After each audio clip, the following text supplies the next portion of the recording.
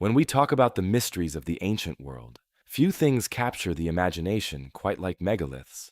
The word itself simply means big stone, but in archaeology, it has come to represent something far more intriguing. Enormous monuments, doorways, platforms, and temples carved and assembled from stones so massive, they leave us wondering how ancient builders ever managed to move them. These sites don't just push the limits of engineering, they often defy conventional explanations altogether. Mainstream archaeology tries to answer the big questions. Who built them? When? And why? But time and again, the evidence doesn't quite add up. Some megaliths seem older than the cultures usually credited with them. Others show levels of precision or scale that don't match the tools we're told were available. And in many cases, the original purpose has been lost entirely, leaving us with structures too advanced to dismiss and too mysterious to explain. From mysterious doorways carved into solid rock to ancient temples older than the pyramids, these are 10 megaliths that experts are still debating. Each one challenges our understanding of the past. Were they ritual sites, astronomical observatories, ceremonial gateways, or something we haven't even considered? The question isn't just how these were built, but why people went to such incredible lengths. Why carve an entire mountain into a platform? Why drag stones weighing hundreds of tons across miles of unforgiving terrain? And why do so many of these monuments seem to align with the stars, the solstices, or the rising of the sun? Join us as we journey through some of the world's most mysterious megaliths, following the traces their builders carved into stone. And as always, you don't need to focus on the visuals. Just settle in, get comfortable, and let this play as we guide you through the past. Because these immense walls, platforms, and carvings may not just be remnants of forgotten cultures. They could be deliberate messages preserved in rock from civilizations erased by events we still don't fully understand.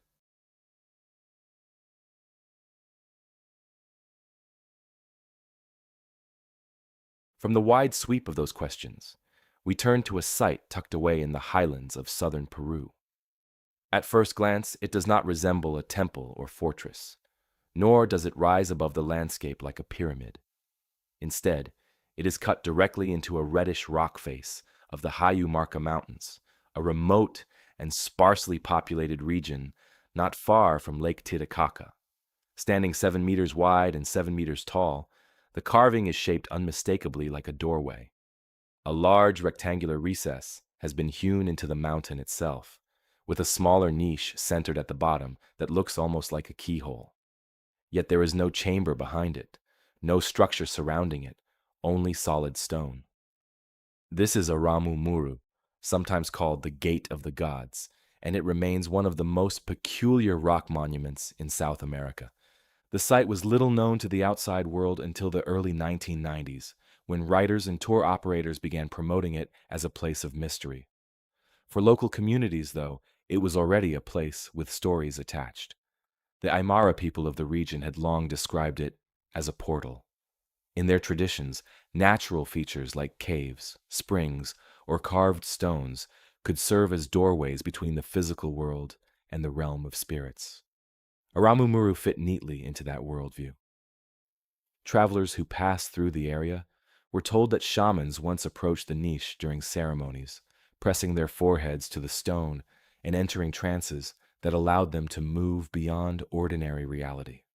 Some legends went further, claiming that people could actually pass through the doorway and never return. One story in particular has survived in oral tradition since the time of the Spanish conquest. It tells of an Inca priest fleeing the invaders with a sacred golden disc. According to the tale, he reached the stone doorway and placed the disc into the niche at its center. The rock responded, opening a passage through which he stepped, disappearing forever. Whether this legend reflects older myth or was shaped by later storytelling is impossible to say, but its persistence shows how strongly the site has been tied to the idea of transition between worlds. From an archaeological perspective, the feature presents a puzzle. Unlike other large-scale works in the Andes, it is not part of a wider complex. There are no ruins scattered nearby, no stairways leading to it, and no indications that it formed an entrance to a larger building. It is simply a carved surface, in an isolated location. Scholars who have studied it often propose that it was an unfinished project, perhaps started and then abandoned by the Incas, or by a culture that came before them. The large recess could have been the first stage of cutting blocks out of the mountain, or the beginnings of a temple facade that was never completed. Another possibility is that it was never meant to be a functional doorway at all, but a symbolic representation. In Andean belief, the concept of a doorway was not always practical architecture, but could stand for passage into another realm, whether the world of ancestors, the gods, or the dead. What makes the site harder to classify is the care taken in its carving. The surface is symmetrical, and the smaller recess appears intentional. If it was simply abandoned stonework, why put such effort into shaping a clean frame? The absence of tool marks also raises questions, as the finish looks smoothed in a way not typical of rough, unfinished quarries. This has fueled alternative theories that it was always intended as a ceremonial structure designed specifically for ritual use. In the late 20th century, as interest in ancient mysteries grew, Aramumuru began attracting attention beyond Peru. Some writers speculated that it was a stargate, a literal device for travel to other worlds.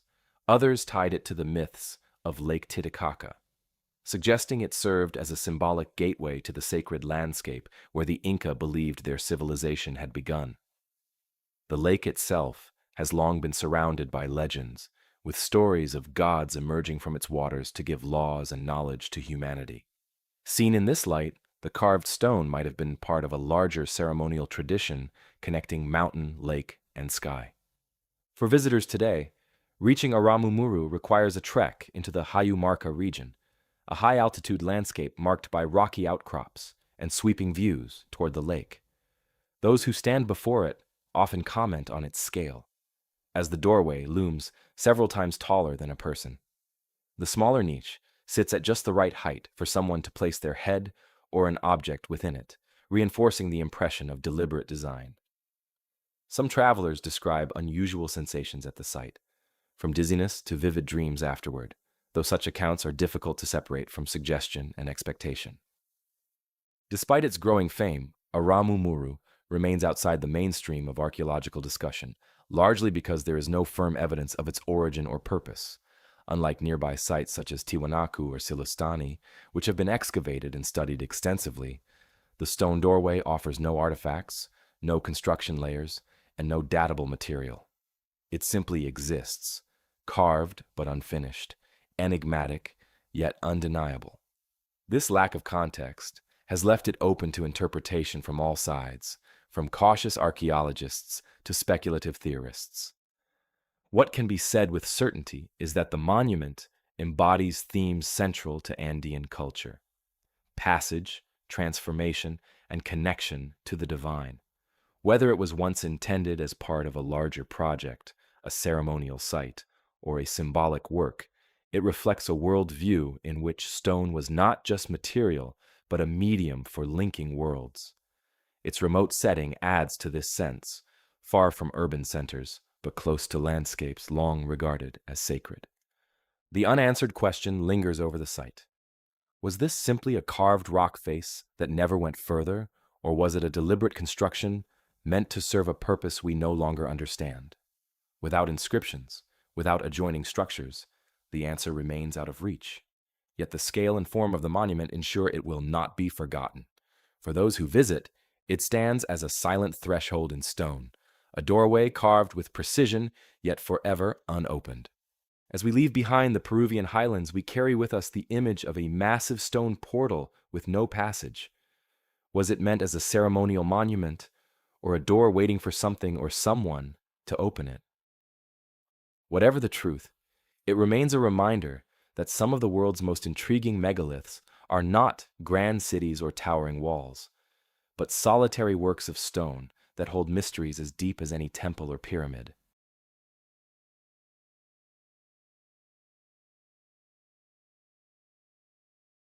Leaving behind the lonely stone doorway of Aramumuru, our path crosses the high plains and valleys of the Andes into neighboring Bolivia, where another monument rises out of living rock, but this one is on a scale almost impossible to overlook.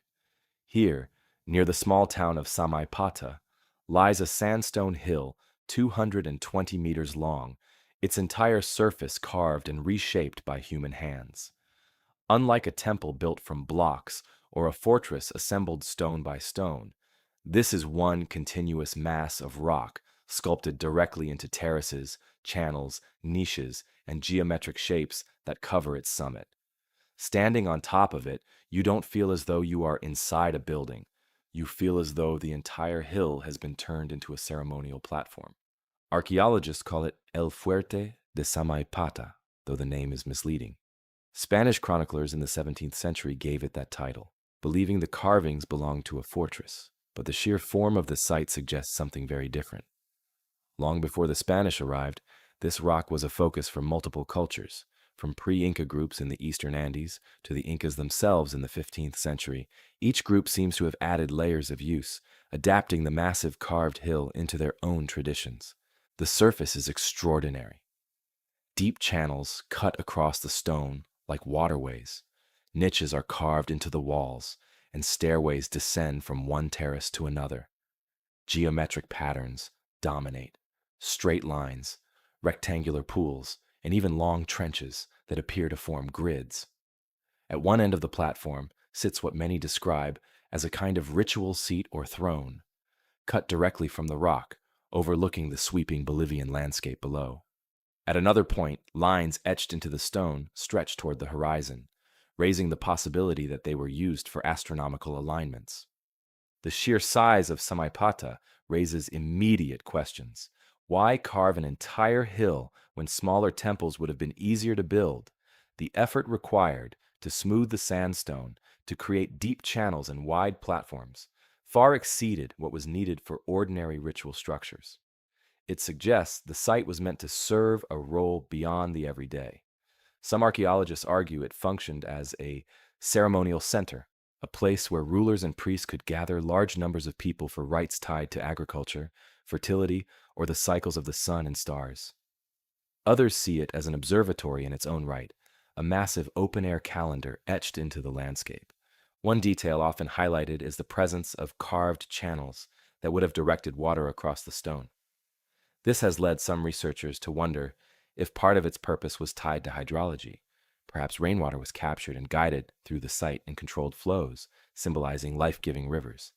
In Andean culture, water was sacred, tied to the gods, and to survival in high-altitude environments where rainfall was scarce and unpredictable.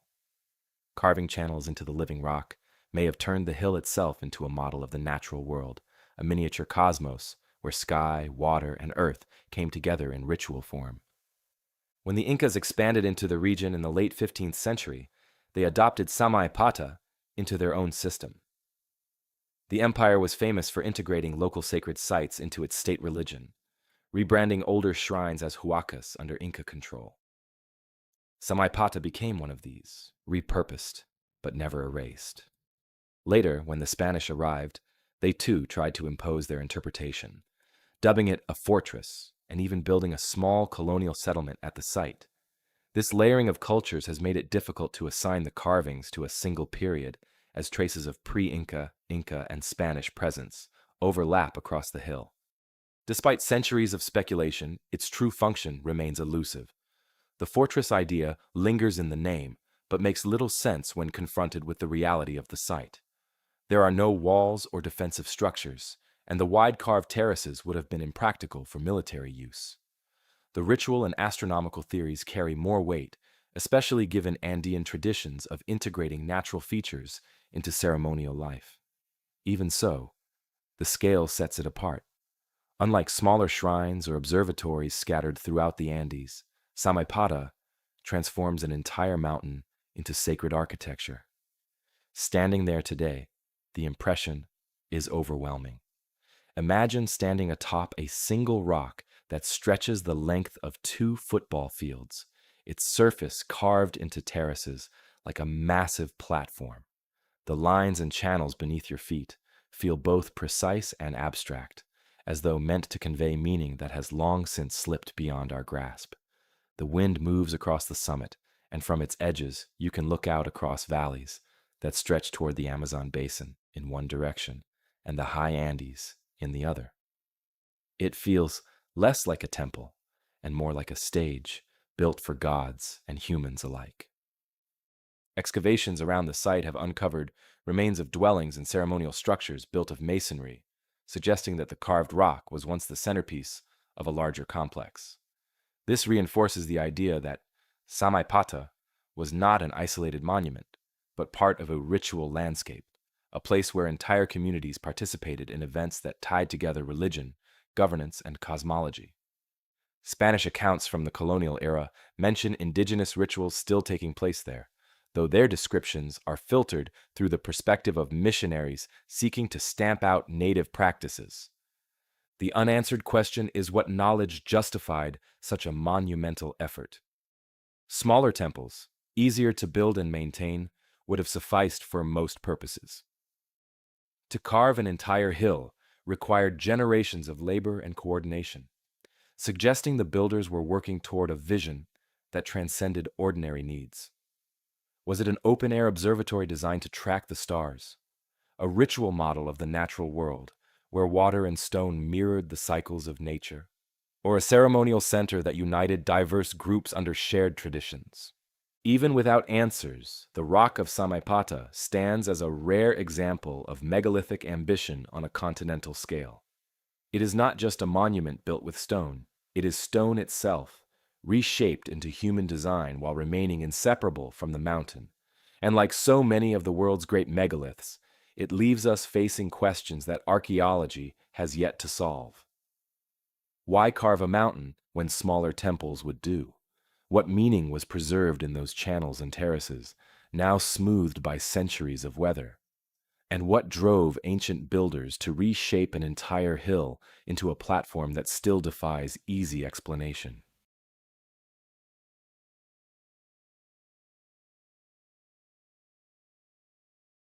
And while the immense carved rock of Samaipata leaves us wondering what vision could have inspired ancient builders to reshape an entire hill, our next site takes us even further into mystery, this time in the lush highlands of West Java, Indonesia. Rising from a forested ridge is Gunung Padang, a place long known to locals, but only in the last century recognized by archaeologists as a major megalithic monument. To the eye, it appears as a stepped series of terraces leading up a hilltop, each platform built from neatly arranged volcanic stone columns. Walk among them, and it feels as though the hill itself has been transformed into a kind of stone staircase to the sky. The site's history as an object of study begins in the early 20th century, when Dutch colonial surveyors documented the unusual stone formations. Excavations later in the 1900s revealed that this was no ordinary geological outcrop, but a deliberately arranged complex. The volcanic columns, naturally hexagonal in shape, had been quarried and placed into terraces, walls, and platforms covering the summit. Local oral traditions had long spoken of the hill as a sacred place, and even before formal excavations it was used for rituals and offerings.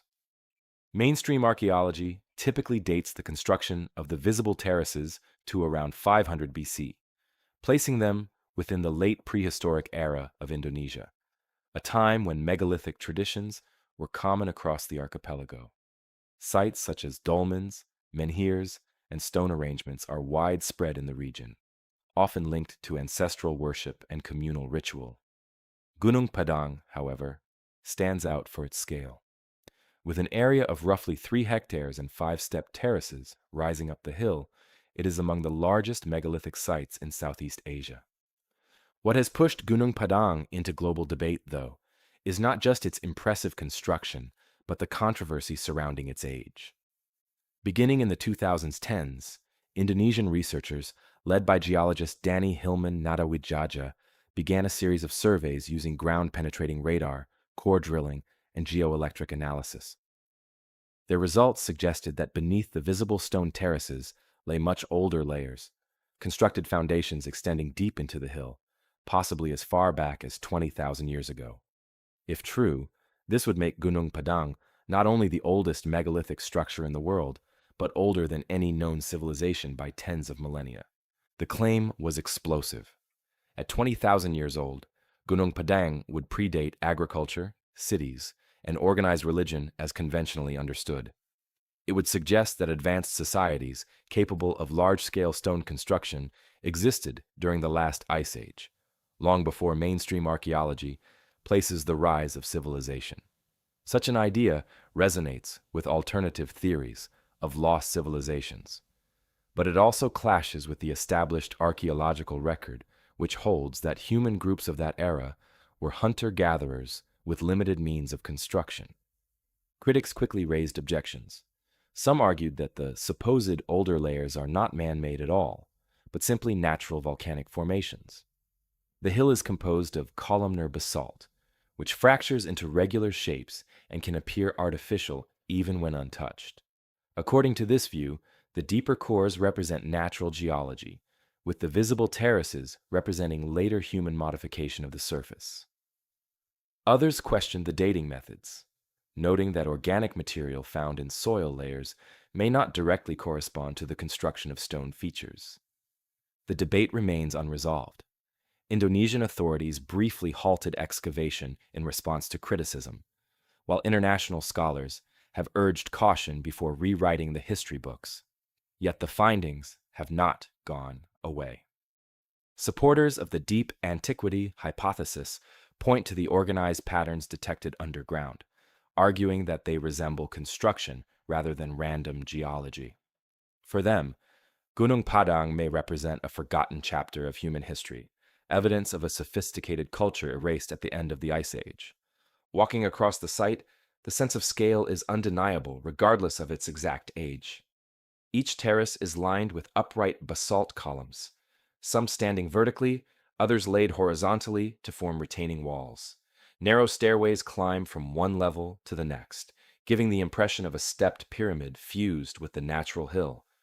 From the summit, the surrounding mountains stretch into mist, and it is easy to understand why local communities long treated it as a sacred place. The arrangement of stones seems too deliberate, too structured, to be dismissed as mere geology, even if the deepest layers remain a matter of contention. The implications of the older dating, if proven, would be profound. A 20,000-year-old pyramid would suggest that human societies in Southeast Asia reached levels of complexity rivaling those of ancient Egypt or Mesopotamia long before those civilizations emerged. It would force a reevaluation of global prehistory, raising questions about lost knowledge, forgotten traditions, and the resilience of human culture through catastrophic changes in climate and sea level.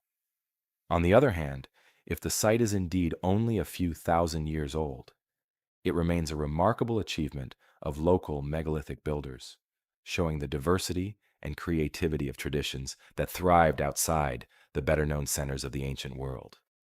Gunung Padang continues to draw researchers, tourists, and spiritual seekers alike. For scientists, it offers a testing ground for methods of subsurface analysis and a challenge to interpret ambiguous results. For visitors, it is an awe-inspiring landscape of stone, where the line between natural formation and human design blurs in fascinating ways. And for those who live nearby, it remains a sacred hill, its terraces still used for ceremonies and offerings, much as they have been for centuries. Whether future excavations confirm the bold claims of extreme antiquity or reinforce the mainstream view of a late prehistoric shrine, Gunung Padang stands as one of the most intriguing megalithic sites on Earth. It embodies both the potential for groundbreaking discoveries and the caution required in interpreting evidence that pushes against established timelines. And it leaves us with a question that lingers beyond its terraces. If Gunung Padang really is 20,000 years old, that rewrites the history of civilization.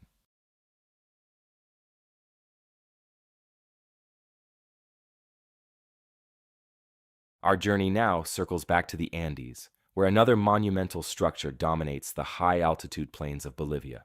Here, at nearly 4,000 meters above sea level, lies the ancient city of Tiwanaku, a site that flourished long before the rise of the Inca Empire.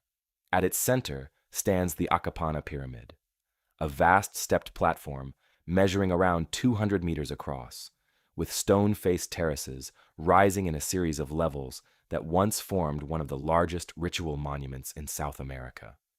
Unlike the solitary mystery of Aramumuru or the sculpted rock of Samaipata, Akapana is part of a sprawling ceremonial complex, one that hints at an advanced and highly organized society. Akapana is built in the form of a stepped pyramid, not unlike those found in Mesoamerica, though its construction and style are unique to the Tiwanaku culture. Its base forms a cross-shaped outline when seen from above, and its terraces climb in 7 levels to a height of about 17 meters. Each level was originally faced with large stone blocks, some weighing several tons, carefully fitted together. On the summit stood a sunken courtyard, surrounded by walls of finely cut andesite, giving the impression that the very peak of the pyramid had been hollowed into a ceremonial chamber open to the sky. One of the most striking features of Akapana is its drainage system.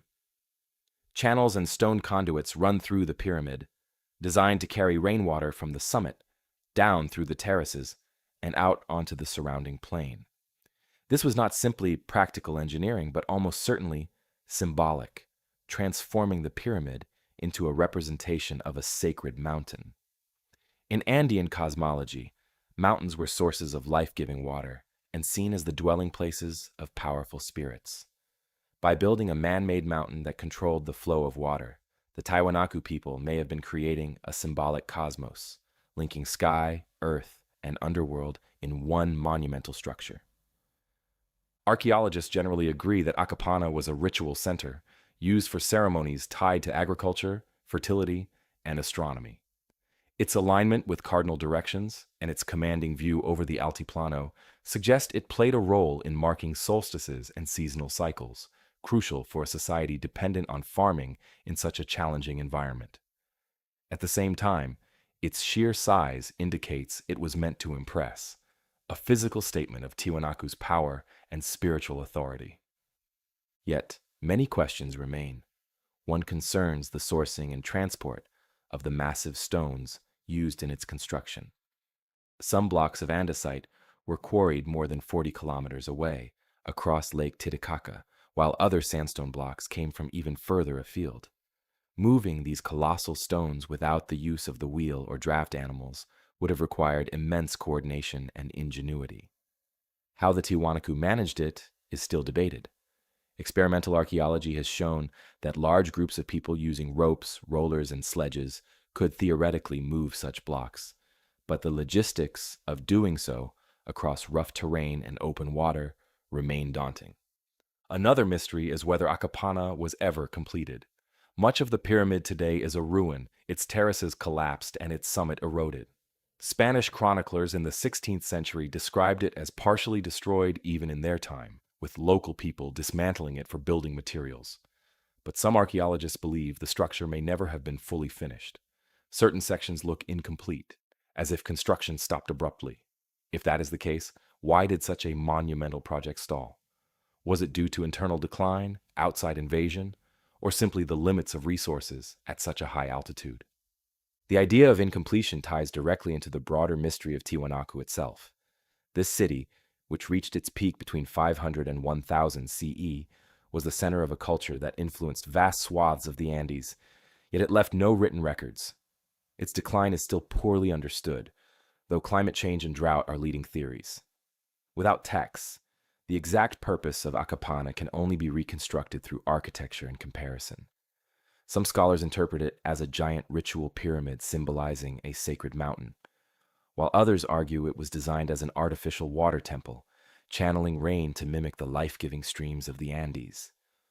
Both interpretations point to a society that saw no separation between engineering and cosmology. Visitors to Tiwanaku today often describe Akapana as an immense mound of earth and stone, its grandeur hidden beneath centuries of erosion. But archaeological reconstructions reveal its original form would have been striking. Terraces clad in polished stone, water flowing through carved channels, and priests performing ceremonies in the sunken court at its peak. Standing on the summit, looking out over the high plateau, it is easy to imagine how the structure once dominated the landscape, a man-made mountain, reflecting both the environment and the heavens. The puzzle of Acapana lies not only in its scale and function, but in what it tells us about the Tiwanaku people themselves. This was a society capable of organizing vast labor forces, quarrying and transporting megaliths across considerable distances, and shaping architecture to embody complex spiritual ideas. Yet without a written language, their voice is silent. All that remains are the stones themselves, bearing mute witness to their ambitions. And so, the questions persist. Was Acapana a completed monument whose grandeur has been lost to time, or an unfinished project abandoned when its builders could no longer sustain the effort? Was it primarily a ceremonial pyramid, an astronomical marker, or a symbolic mountain binding together the sacred landscape of the Andes? Until new evidence emerges, the answers remain just beyond reach. What can be said is that Acapana reflects a worldview in which mountains, water, and sky were inseparably linked.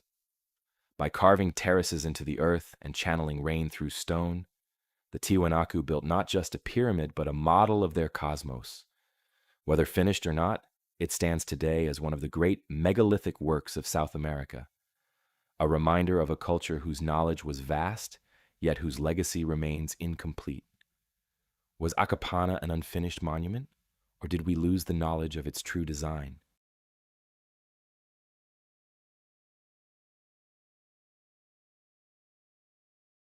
While the ruined terraces of Acapana speak of careful planning and vast labor, our next site could not be more different. Travel high into the Andes once again, this time northeast of Lima, and you reach a windswept plateau more than 4,000 meters above sea level. Here, nature and mystery collide on a scale that has fascinated explorers for nearly a century. The Marcahuasi Plateau is scattered with giant stone formations that, to many eyes, resemble faces, animals, and structures. Spread across several square kilometers, these shapes appear in such numbers that it is difficult to walk across the plateau without seeing what looks like a profile, a head, or a figure staring back at you from the rock. Marcahuasi first came to wider attention in the 20th century when explorers and writers began documenting its unusual formations.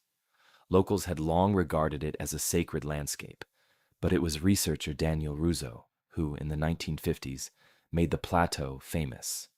Russo argued that the shapes were not the work of erosion alone, but the remains of ancient sculptures created by a forgotten civilization.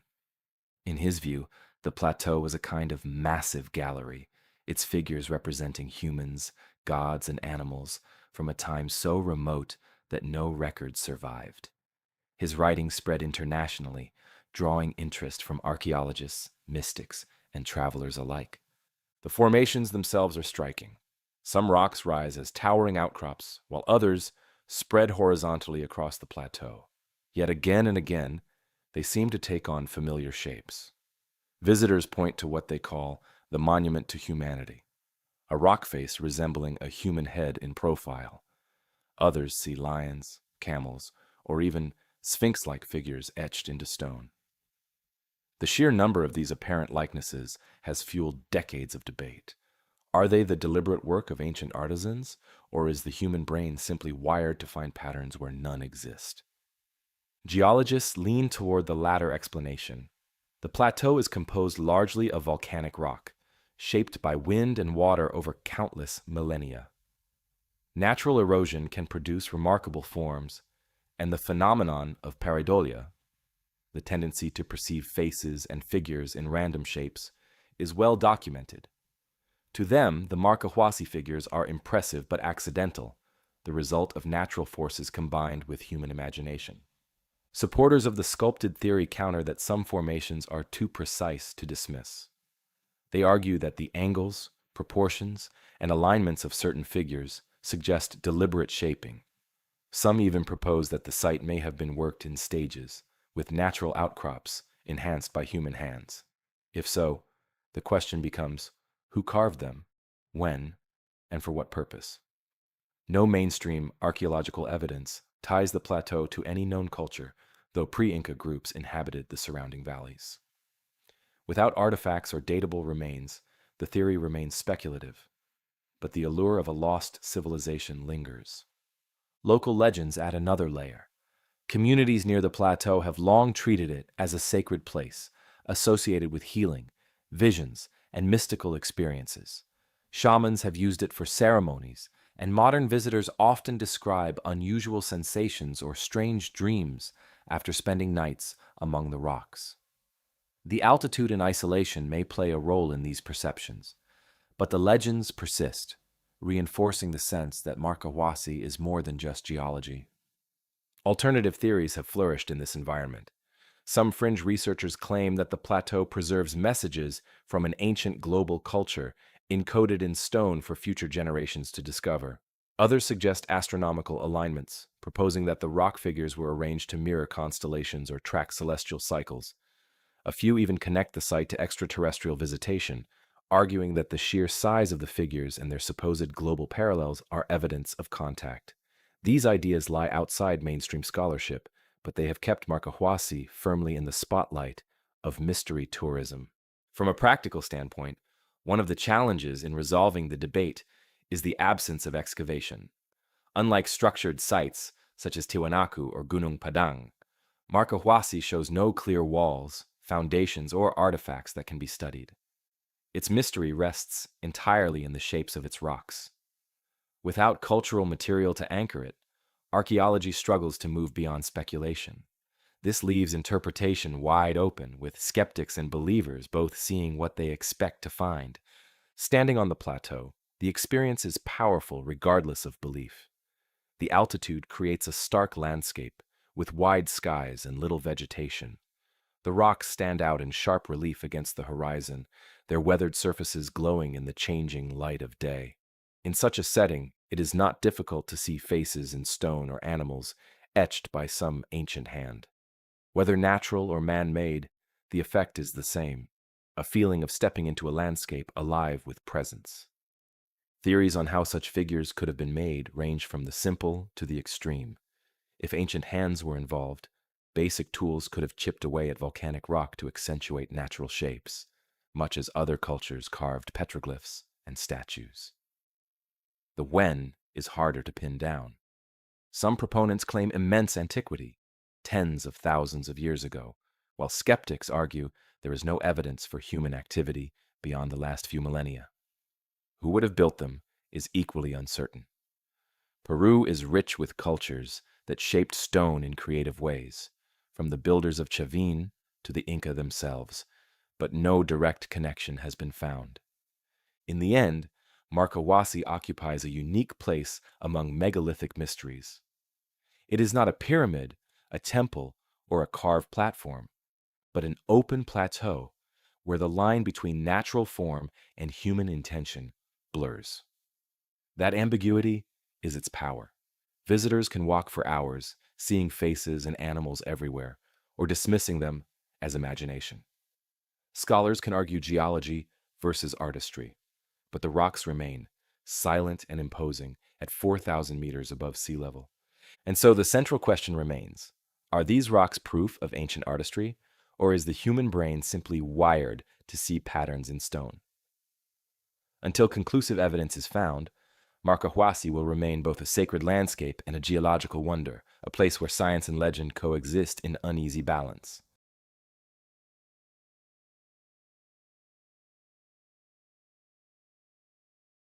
High on the Shunik Plateau of southern Armenia lies a windswept field dotted with hundreds of basalt monoliths, each standing like a sentinel against the backdrop of distant mountains. This site, known as Zorat's Karar, has captured imaginations for decades and earned the popular nickname Armenia's Stonehenge. Spread across an area of about 7 hectares, the site is made up of more than 200 standing stones, many of them weighing several tons. Some of these megaliths are pierced with circular holes, cut cleanly through the stone, a detail that has sparked endless speculation about their function. The stones are arranged in a loose pattern of lines and circles, creating an impression of deliberate organization rather than random placement. Visitors walking among them notice alignments that seem to frame the horizon, as if the stones were set up to mark the rising and setting of the sun or stars. This possibility has led to comparisons with other ancient observatories, from Stonehenge in England to Nabta Playa in Egypt. At the same time, excavations have uncovered burials within the area, suggesting the site may also have served as a necropolis. The dual nature of Zoratzkarer, astronomical and funerary, has become central to debates about its true purpose. Dating the site has proven especially difficult. Some archaeologists place its construction around 2000 BC, situating it in the Bronze Age alongside other megalithic traditions in the region. Others, however, argue that parts of the site may be far older, potentially dating back to 5500 or even 7500 BC. If those older estimates are correct, Zoratzkarer would stand among the earliest known monumental sites anywhere in the world, predating both the Egyptian pyramids and Mesopotamian ziggurats. The range of dates reflects the complexity of the evidence. While burials and pottery shards suggest Bronze Age use, the weathering of the stones and the enigmatic holes hint at deeper antiquity. The holes themselves are perhaps the most intriguing feature. Roughly a third of the stones contain these circular openings, drilled straight through the basalt with surprising precision. Some researchers suggest they were used for astronomical observations, allowing ancient skywatchers to sight stars and track celestial movements with greater accuracy. When aligned with specific points on the horizon, the holes may have marked solstices, equinoxes, or the rising of key constellations. This would have transformed Zoratzkarer into an open-air observatory, enabling its builders to track time and seasons in a landscape where agriculture depended heavily on celestial cycles. Not everyone agrees with this interpretation. Skeptics argue that the holes may have served more practical purposes, such as attaching wooden beams or ropes during construction, or even for acoustic effects in rituals. Others believe the holes were carved in later periods, possibly in the Middle Ages, and are not part of the original design. The debate continues, leaving the question of their true function open. As for who built Zoratzkarer, scholars generally agree it was the work of local cultures that thrived in the Armenian highlands during the Bronze Age. These societies left behind numerous megalithic sites, stone tombs, and fortified settlements across the region, showing a deep tradition of monumental stonework. If the older dates are correct, however, it would suggest the involvement of cultures far earlier, whose identities remain unknown. That possibility feeds into alternative theories that see Zoratzkarer as evidence of a lost civilization with advanced knowledge of astronomy. Excavations at the site have revealed stone tombs and artifacts associated with funerary practices, reinforcing the necropolis interpretation. Some of the standing stones appear to mark burial chambers, forming a landscape of both the living and the dead. In many ancient cultures, the act of aligning tombs with celestial events carried symbolic meaning, linking ancestors to the cycles of the heavens. This idea bridges the two main theories. Zoratzkarer could have been both a cemetery and an observatory, a place where the movements of the sky were observed in concert with rituals honoring the dead. Visitors to Zoratzkarer today often remark on the atmosphere of the place. The stones rise in uneven rows across the plateau, some upright, others leaning or collapsed, yet the sense of intentionality remains strong. The holes in the monoliths invite curiosity. One cannot help but look through them toward the horizon, as though stepping into the role of an ancient astronomer. The combination of stark basalt stones, wide skies, and distant mountain ridges creates an impression of timelessness, as if the site has been watching both stars and people for millennia. Alternative interpretations extend even further. Some fringe researchers claim that the precision of the holes indicates the use of advanced drilling techniques unknown to Bronze Age cultures. Others suggest alignments that go beyond agriculture, proposing connections to distant constellations such as Orion or Sirius, echoing theories often attached to other megalithic sites around the world. While mainstream archaeologists caution against such leaps, they underscore the fascination Zoratzkarer holds as a crossroads of science, ritual, and imagination. The broader context of Armenia adds depth to the discussion. The region has long been a crossroads of civilizations, linking the Near East, the Caucasus, and Central Asia. Megalithic traditions here may have developed independently or drawn influence from surrounding cultures. Zorat's with its blend of astronomy, funerary practice, and monumental construction, reflects that dynamic history. Whether built in 2000 BC or thousands of years earlier, it embodies the desire to link earth and sky, life and death, through enduring stone. As with so many megalithic sites, the greatest mystery lies in what has been lost. Without inscriptions or texts, the builders of Zorat's left no explanations. The stones remain, their holes and alignments sparking questions but offering no definitive answers. Were they tracking the stars, the dead, or both? Until more evidence comes to light, Zorat's will continue to stand as Armenia's Stonehenge, a monument to both human ingenuity and the enduring mysteries of the ancient world.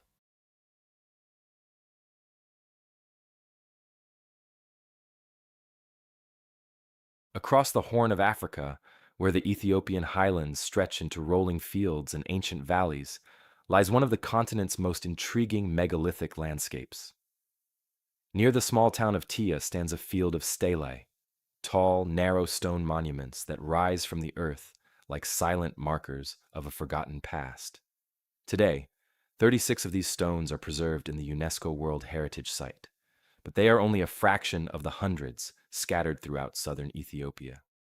Collectively, they point to a megalithic tradition that flourished in this region for centuries, one whose meaning remains largely undeciphered. The stelae of Tia vary in size, some reaching 5 meters tall, others no higher than a person. All are made of local stone, quarried and shaped into slabs before being erected upright in the ground. Their arrangement is not uniform. Some stand in rows, others in clusters, suggesting that they may have been placed at different times or for different purposes. What makes Tia especially remarkable are the carvings that cover many of the stones. Unlike the plain stelae found elsewhere, these bear engraved swords, abstract geometric designs, and enigmatic symbols that defy easy explanation. The sword motifs are particularly striking. Dozens of the stelae feature upright or horizontal blades carved into the surface, complete with hilts and crossguards. To some researchers, these carvings symbolize warriors, perhaps commemorating fallen individuals or lineages of fighters who once held sway in the region. To others, the swords may represent more abstract ideas: power, protection, or authority. The geometric patterns add another layer of complexity. Circles, spirals, and crossed lines appear alongside the weapons, hinting at symbolic systems whose meanings are now lost. Taken together, the carvings suggest a culture that placed deep significance on these stones, using them to encode messages that still elude modern interpretation. Excavations at Tia have revealed that many of the stelae are associated with burials. Human remains discovered beneath and around the stones confirm their role as grave markers, linking the monuments to funerary practices. Yet the presence of weapons and symbols complicates the picture. Were the stelae meant to honor specific individuals, perhaps warriors or chiefs, or do they represent collective memory, marking the graves of communities rather than single people?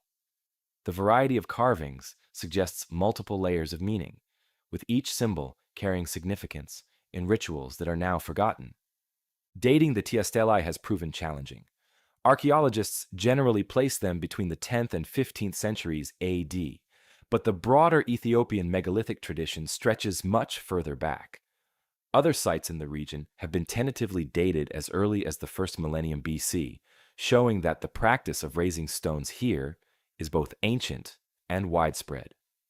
Whether Tia represents a continuation of older traditions or a unique cultural development remains uncertain. Without written records, the builders remain anonymous, their identity inferred only from the stones themselves. Theories about who erected the Tia stelae vary. Some suggest they were raised by Cushitic-speaking groups who dominated southern Ethiopia in the medieval period. Others point to shifting alliances and migrations, arguing that the stelae may represent cultures now extinct. The symbolism of the swords hints at a martial society, one where warfare or defense played a prominent role.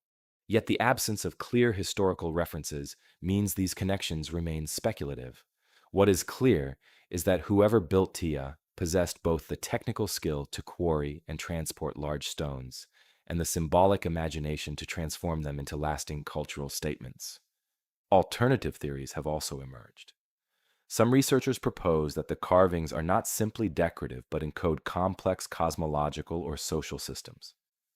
The geometric shapes, for instance, may represent clan symbols, territorial markers, or even astronomical references. Others go further, suggesting that Tia may have been part of a ritual landscape extending across Ethiopia, a network of megalithic sites tied together by shared belief systems.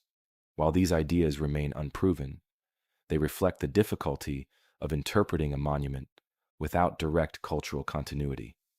The wider context reinforces the mystery. Ethiopia is home to thousands of megaliths, from uncarved standing stones to elaborately decorated stelae like those of Tia.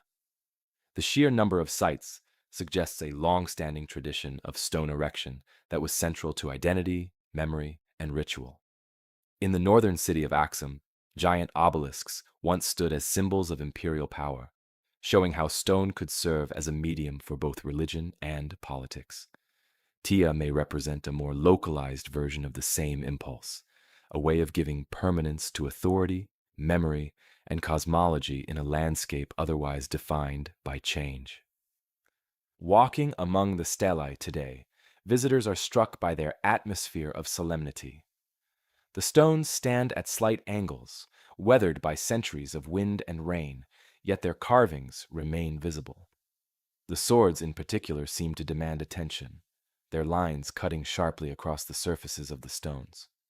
Some appear upright, as though ready for battle, while others lie horizontal, perhaps signifying death or rest. The abstract symbols invite interpretation, drawing the eye again and again as one tries to discern meaning in their repetition. It is a landscape of coded messages, written in stone, but in a language that no one alive can read. The unanswered questions give Tia its enduring fascination. Why swords? And why so many? Were they literal, representing warriors buried beneath the stones, or metaphorical, symbolizing the strength of entire communities? What did the geometric symbols mean, and why were they chosen to accompany the weapons? And perhaps, most importantly, who were the people who raised these stelae, leaving behind monuments of such significance yet vanishing so completely from the historical record? UNESCO recognition has ensured that Tia is preserved and studied, but much of the mystery remains. For now, the site stands as a reminder of the depth and diversity of Africa's megalithic traditions, often overlooked in global narratives of prehistory. Its stones speak of a culture that valued memory, symbolism, and artistry, but whose voice has been lost to time. The swords carved here may represent warriors or entire forgotten cultures.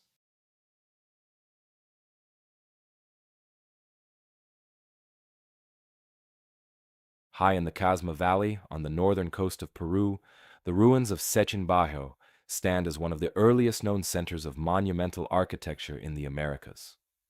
To look at it today, with its low walls and sun-baked plazas, is to see only fragments of what was once a ceremonial hub that stretched back thousands of years. Archaeological excavations have revealed that Sechin Bajo was first established around 3500 BC, making it among the oldest monumental sites in the Western Hemisphere. Its discovery has forced scholars to reconsider when and how complex society first emerged in South America, showing that the roots of civilization in this region reach far deeper than previously thought. At the heart of Sechin Bajo is a series of ceremonial platforms and plazas. The earliest structures, built more than 5 millennia ago, consisted of stone walls and open spaces designed for communal gatherings and rituals. Over time, later generations constructed new layers atop the old, burying earlier phases and reshaping the site while maintaining its sacred role. This cycle of building, burial, and rebuilding continued for centuries, leaving behind a palimpsest of architecture that records changing styles, technologies, and cultural priorities. Walking through the site today, one encounters multiple levels of construction, each representing a distinct moment in the life of a community that returned again and again to the same sacred ground. One of the most striking discoveries at Sechenbajo is a circular plaza built of stone dating to around 3500 BC. This structure, more than 10 meters in diameter, is one of the oldest of its kind in the Americas. Its sunken form and surrounding walls suggest it was used for rituals that brought people together in a shared ceremonial space. Above this early plaza, later builders constructed rectangular platforms, staircases, and larger open areas, gradually transforming the site into a monumental complex. The layering is so extensive that archaeologists speak of Sechenbajo not as a single building, but as a sequence of communities, each inheriting the site and reshaping it in line with their own traditions. The significance of Sechenbajo lies not only in its age, but in what it reveals about social organization.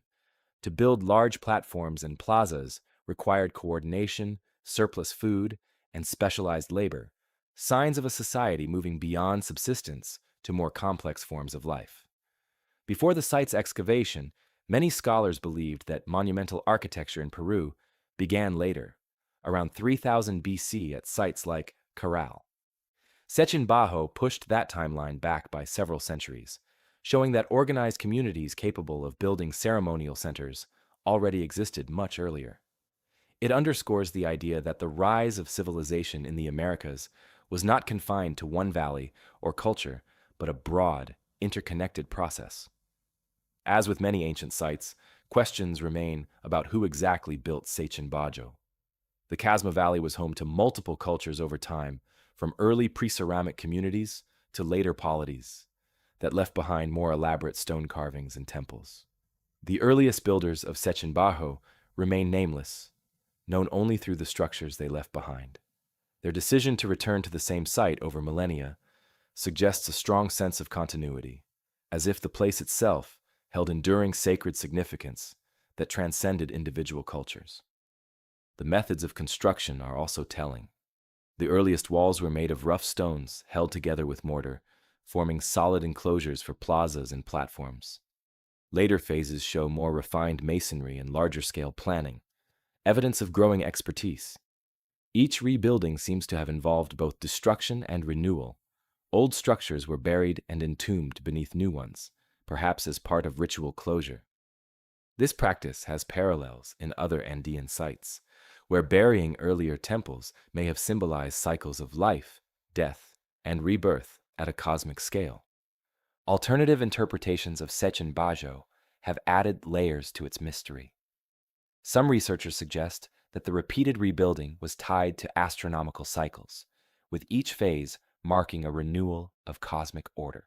Others argue that the site may have been a political center as well as a ritual one, where leaders displayed their power by overseeing the construction of massive new platforms. There are also theories that environmental shifts, floods, droughts, or earthquakes led to cycles of abandonment and rebuilding, with each generation adapting the site to new circumstances while preserving its sacred core. The age of the earliest plaza raises broader questions about the development of civilization in the Andes. If people were gathering for rituals at Sechenbajo as early as 3500 BC, then the foundations of Andean culture were laid much earlier than the great Inca Empire and even earlier than Egypt's Old Kingdom pyramids. It suggests that South America followed its own trajectory toward complex society, independent of the Old World. Some scholars see in this a reminder that civilization was not a singular invention, but a pattern that emerged in multiple places, each shaped by local landscapes, resources, and traditions. Visitors to Sechenbajo today see a site in ruins but still impressive in scale.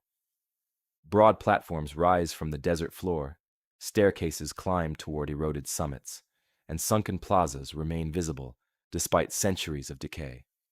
The surrounding valley, with its rivers and fertile fields, provides a backdrop that explains why communities could gather and thrive here.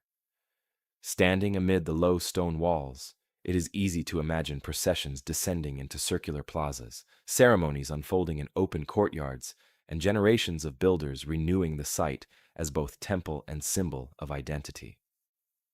The enduring mystery of Seichin Bajo is why its builders chose to entomb their monuments again and again.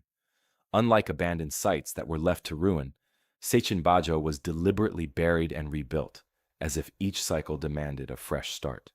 This suggests a worldview where time itself was cyclical, requiring renewal through architecture. It also raises questions about what knowledge was carried forward and what was lost with each rebuilding.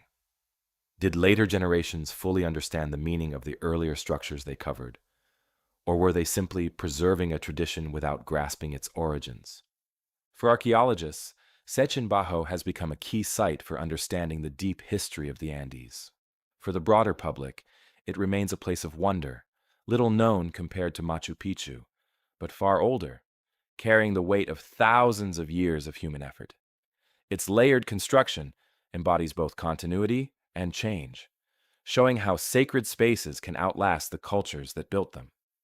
And so the question lingers, why would one site be built, buried, and rebuilt for thousands of years? Until we fully understand the beliefs of its earliest builders, Seichin Bajo will remain a monument not just to the origins of Andean civilization, but to the enduring mysteries of how humans shape and reshape their sacred landscapes.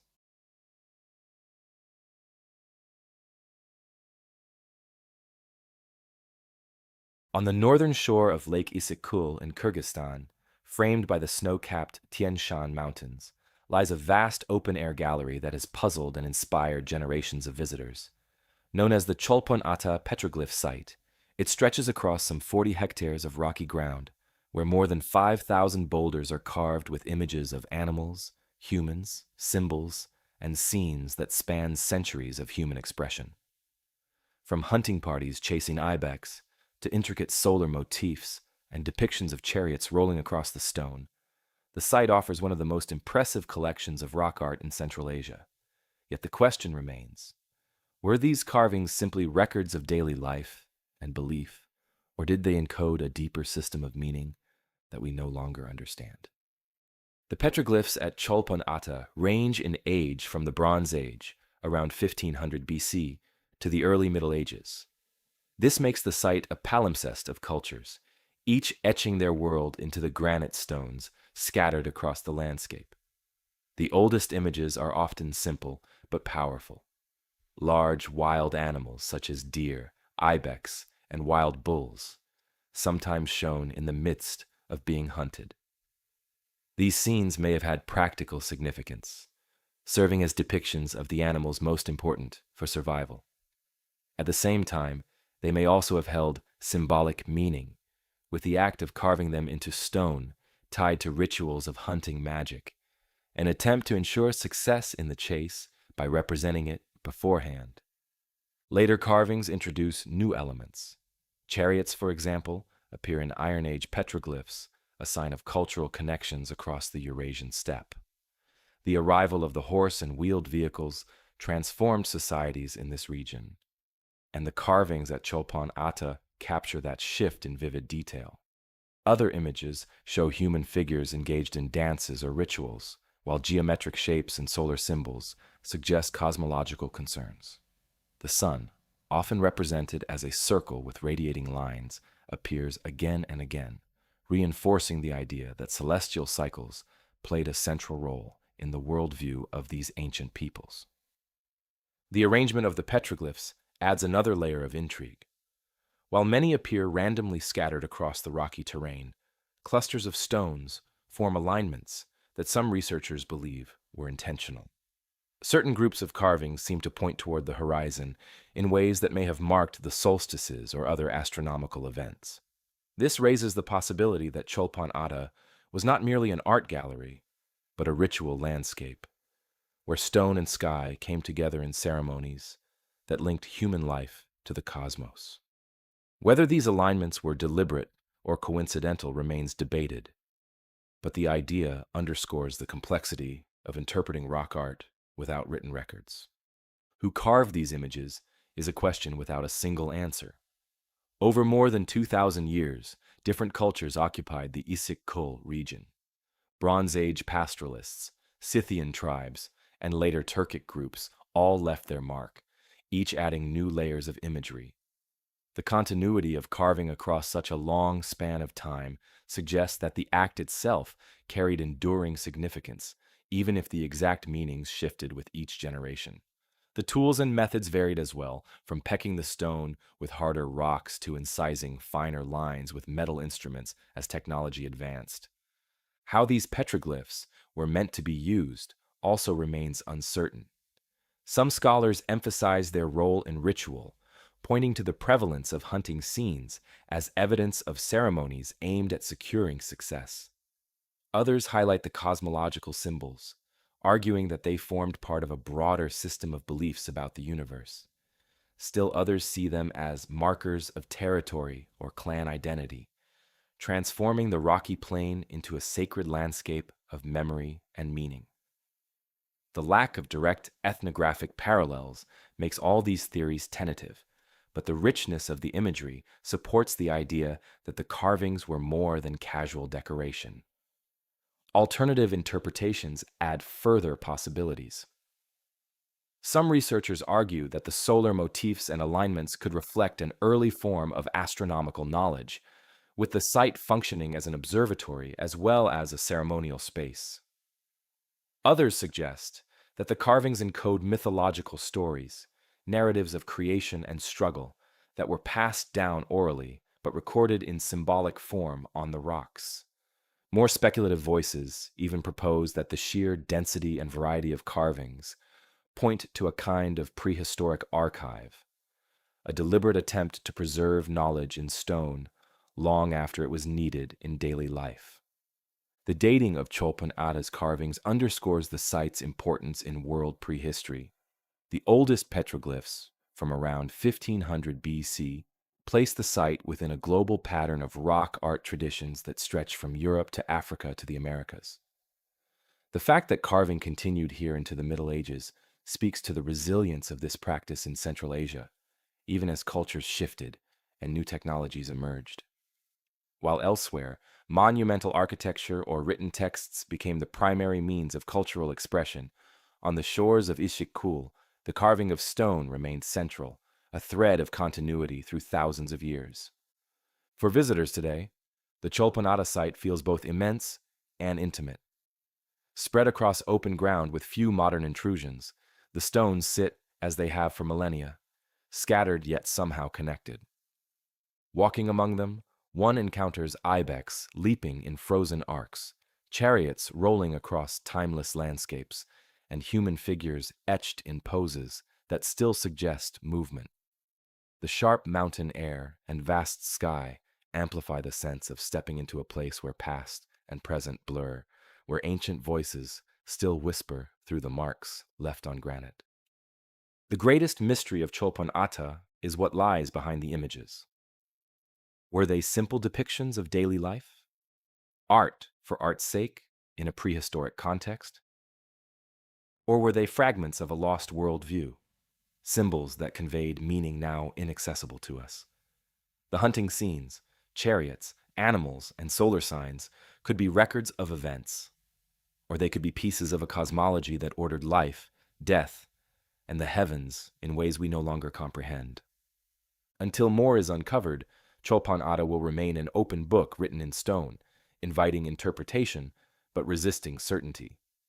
It is both art and enigma, both history and mystery. Were these carvings just art, or did they encode a lost worldview in stone?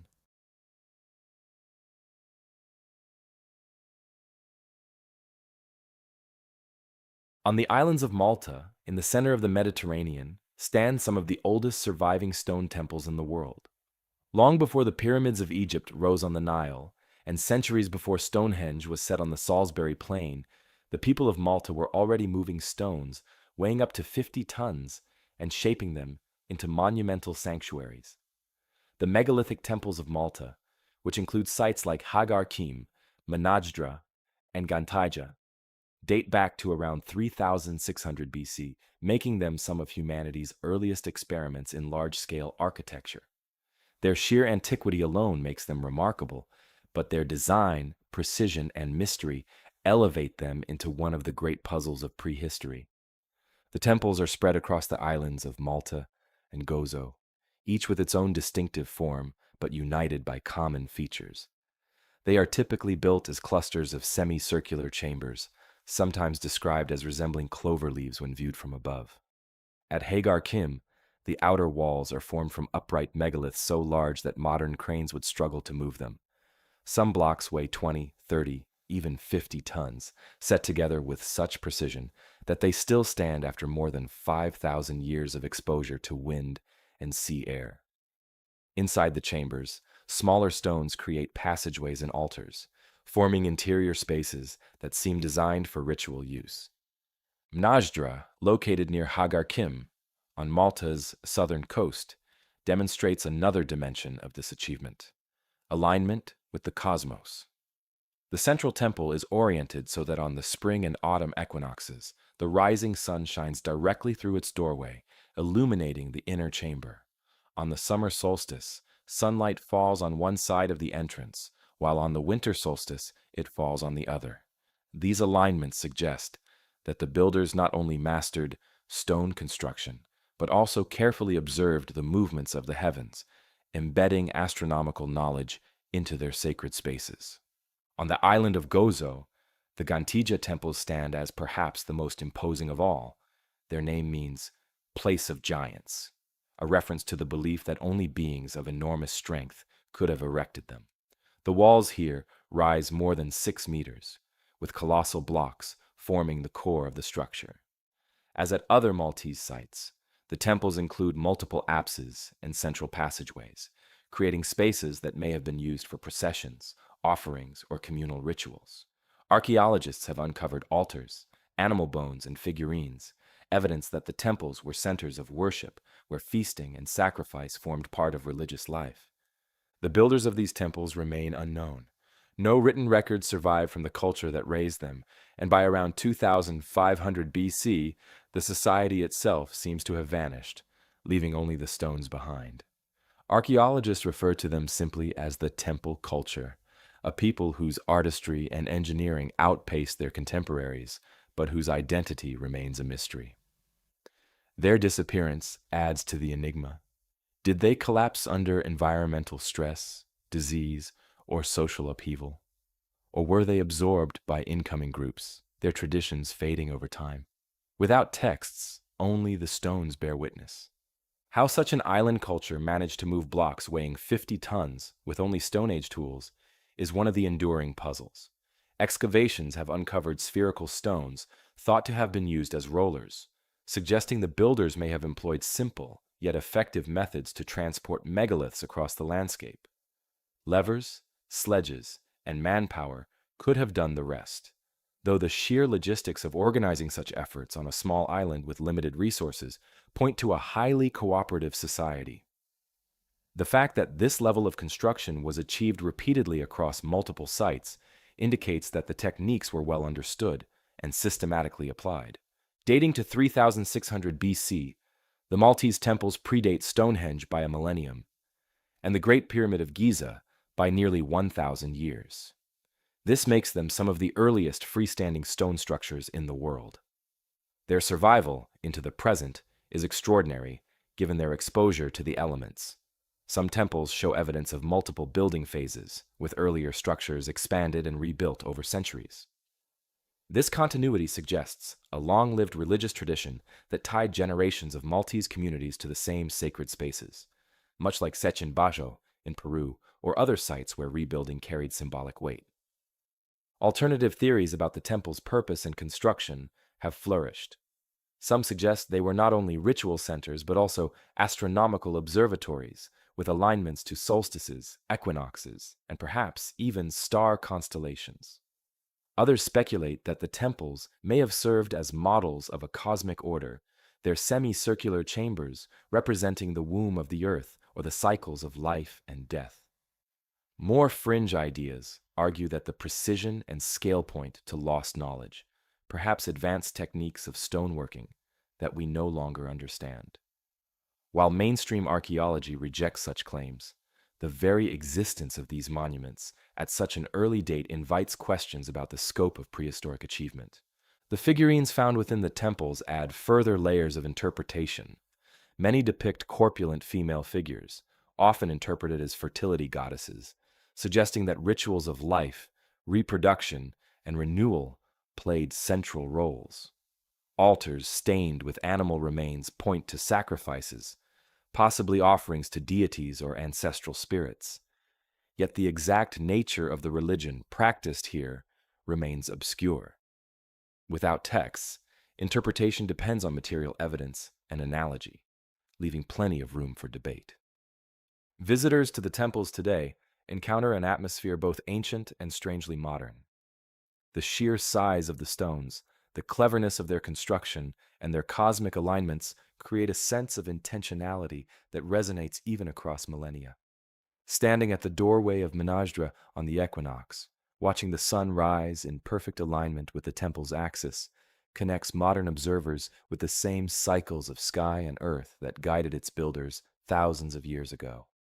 It is a reminder that long before the pyramids or classical temples, human societies were already shaping stone into architecture that embodied both practical skill and profound symbolism. The megalithic temples of Malta remain an unsolved puzzle. How did an island culture with Stone Age tools move 50-ton stones and fit them into enduring structures? Why did their builders vanish, leaving behind monuments but no memory of who they were?